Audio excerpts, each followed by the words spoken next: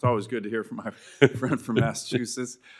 We thought it'd be nice to pair the two of you I don't have to side by agree with him side. on a lot of these issues.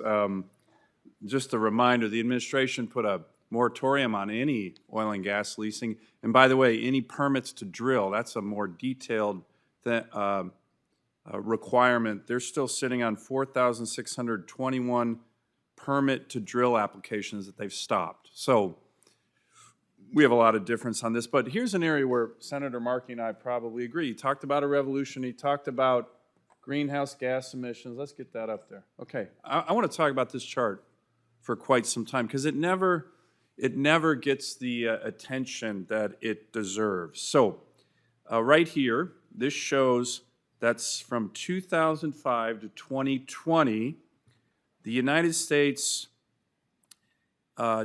dropped its emissions of CO2 emissions by 970 million metric tons, okay? So do all the, well, let's start with you, Ms. Sagma and Mr. Matheson. That's a pretty remarkable record, isn't it? Look at relative to China, relative to India, relative to any major economy in the world. Since 2005, the United States has reduced greenhouse gas emissions by almost 15%. Best in the world, isn't that correct? For almost 2 decades, correct? Everybody agree with that? I mean, those are the facts. How did that happen? Increased use of natural gas is the primary reason. Correct. It was the revolution. The shale revolution, yep. In natural gas. So had every other country in the world had a record like this, where do you think we'd be on global emissions? Again, panelists, you guys can all jump in. These are facts. Nobody ever talks about them because they're inconvenient truths, as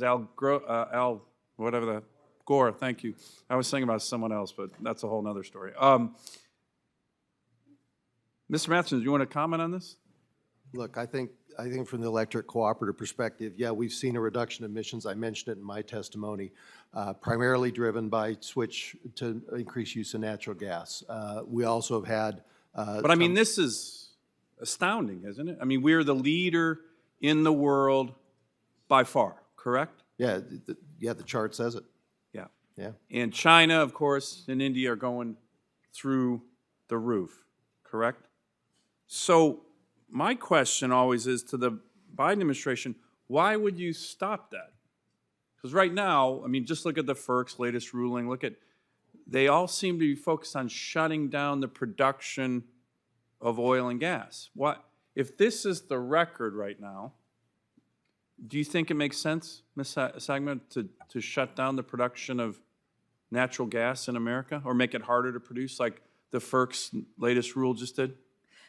It does not. If we really wanted to provide meaningful solutions to climate change, we would look at increasing our exports of natural gas to the world so that they could deliver the same type of greenhouse gas. So that's a great segue. Thank you. You know, Senator Lummis, Senator Kramer and I, we put forward this plan several months ago, worked on it for many months. It's our American Energy Jobs and Climate Plan. And it would do more than almost anything because it focuses on that. Let me give you an estimate. We ran some numbers.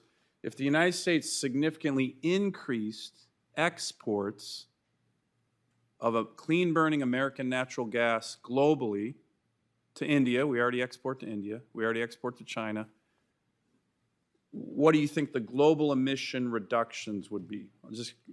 You have a ballpark figure, I can give it to you. I don't have a ballpark figure, but they would go down. But the problem is, like, we can't build pipelines so that we can supply our LNG export terminals. The answer is about 9% globally.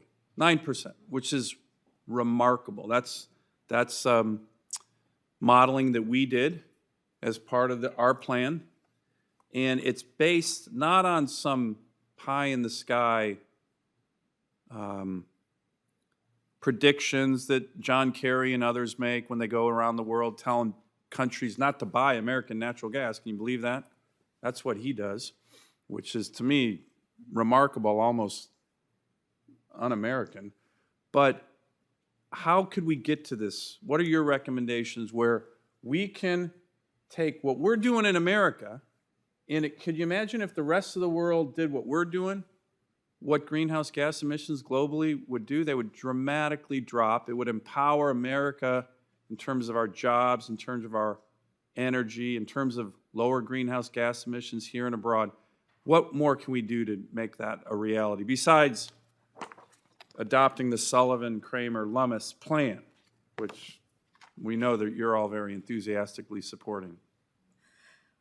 Right, I think, and I know it's things you've addressed as well, is we need to stop the overregulation of the industry.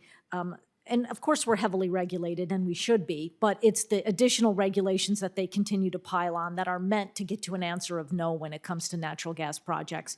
Move forward with the infrastructure, the pipelines, LNG terminals, so that we can export that same greenhouse gas reduction to the rest of the world. Great, thank you. Thank you, Mr. Chairman, and I would welcome the chance to have a hearing on our plan. We think it would be very bipartisan. Many of the issues discussed here today are in the plan, and it would have an impact like this. And who can argue with this?